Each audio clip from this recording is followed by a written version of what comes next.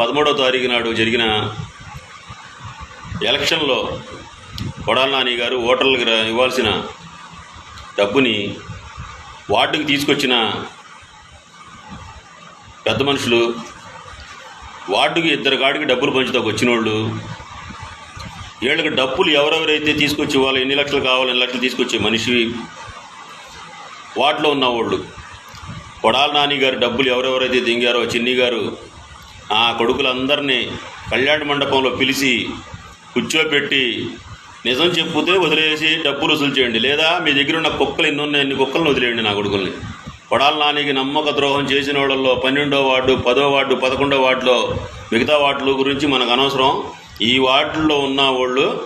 అతి ఘోరంగా డబ్బులు నొక్కేశారు. 24 సంవత్సరాలు 22 సంవత్సరాల నుంచి కష్టపడి ప్రతి వెనకాలండి ఉన్నవాళ్ళు చూస్తూ